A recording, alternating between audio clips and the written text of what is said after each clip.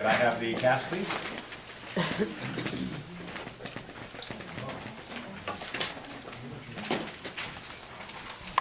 See, it's fun. They don't know where to sit. You didn't tell us this time. They can't remember I told them.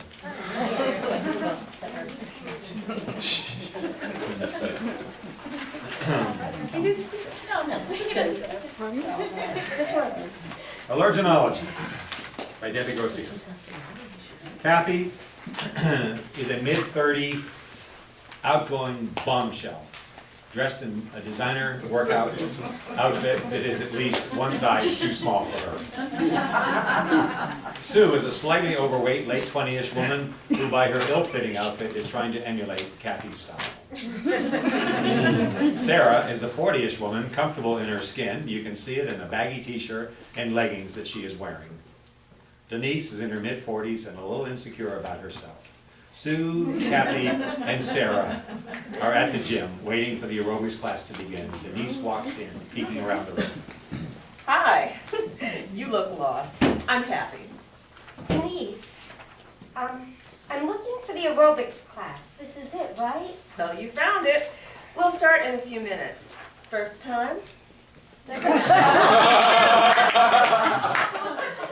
I'm a little nervous. Oh, don't be. Everyone is at first, but Chris, the instructor, is great. She'll get you going just fine. Let me introduce you to some of the others. They walk over to the two women who look deep in conversation. Sorry to interrupt, ladies, but we have a newbie here today. Denise, this is Sue and Sarah. Hi, Denise. Nice to meet you, Denise. Sarah shakes Denise's hand and immediately pulls out hand sanitizer and lathers her hand. Nice to meet you both also. God, Sarah, do you have to do that every 10 minutes?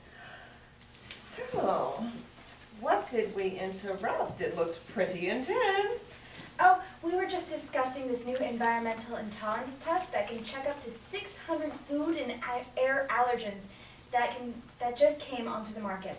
Sarah doesn't think that 600 are enough and that I should take Timmy over to the mustard clinic to be tested. That is not what I said.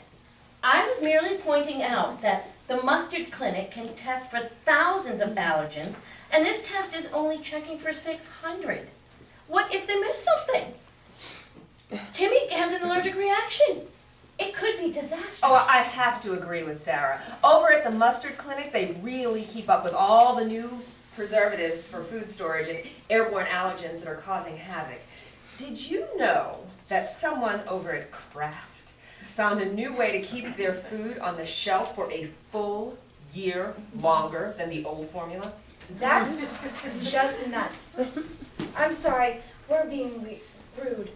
Do you follow the blog, Denise? What blog are you talking about? Dr. Dreary, of course. He is the best. The best what? Don't tell me that you have never heard of Dr. Dreary. He's only the best adolescent allergist in the country. You do have an allergist for your kids, don't you? Oh, of course. We did in our old town, but we just recently moved. So I'm looking for a new one. Any suggestions? Now, I can highly recommend Dr. Doom over in Sandwich. She is pediatric certified, so you won't even need to find a pediatrician. And she follows Dr. Dreary faithfully. Did Matt and Cheyenne get invitations to the birthday party over at St. Smith's house? What nerve that woman has to invite kids into her home. What's wrong with her home? It isn't allergen proofed. She brought some knockoff air purifier for her house, and I've heard that she actually feeds her children peanut butter. My God! That woman is crazy. You know, I heard that she actually sent Sammy to school with non-organic cupcakes that she made with store-bought eggs. Could you imagine? Thank goodness my Cheyenne had the smarts to ask if there were egg products in it before she tried one. Watch out. Here comes that Stacy Wilson. She's the mom that's putting together a touch football team for after school. Like I would actually let my kids run around in all that pollen and touch each other. Disgusting. I just don't understand some mothers today. You would think that she never picked up a newspaper or a magazine in her life. Well, my little Matt is a follower of Dr. Dreary's diet and loves every minute of it.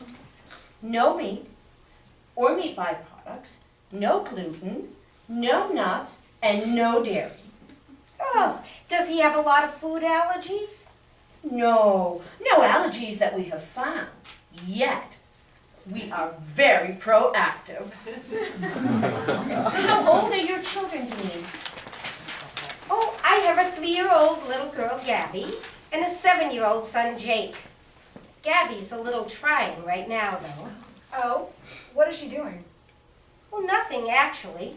She's just getting over a case of the chicken pox, and I've been stuck in the house with her for the past week.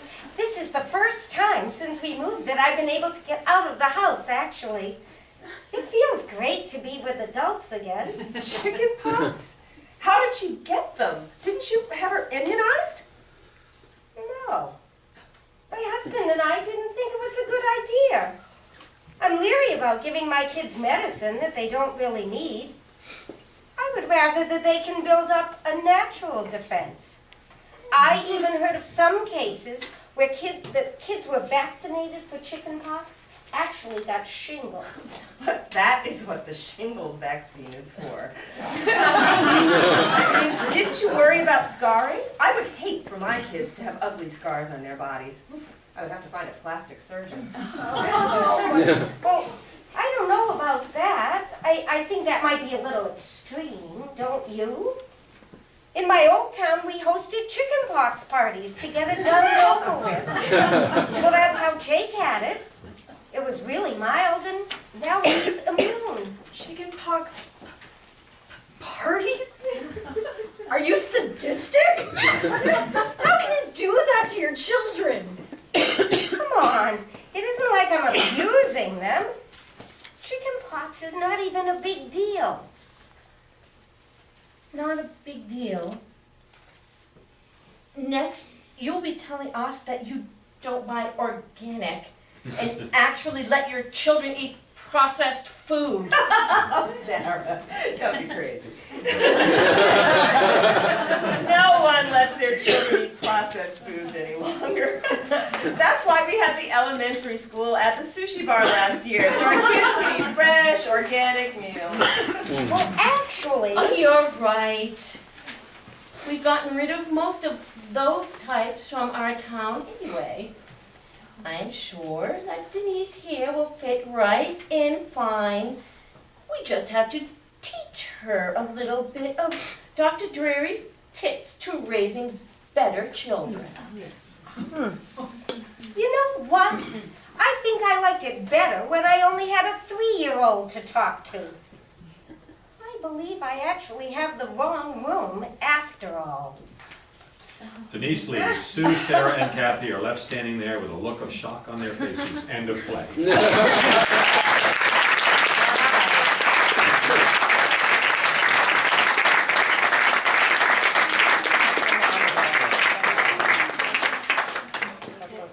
I know those from when I take classes at the gym.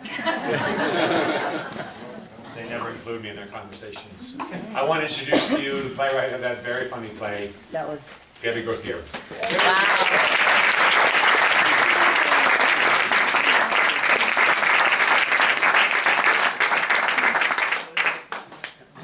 Another newbie.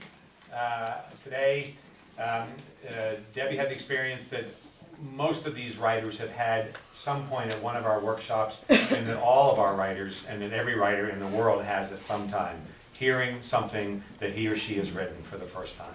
I remember it was my first time, 3 short plays of mine called Answers, and they were read in the living room of a director in California who had taken them under option, and some actors whose names you probably know, Eileen Brennan and what's the guy from Dallas who played Pam's husband? Duffy. Patrick Duffy. Patrick Duffy and Bonnie Bedelia.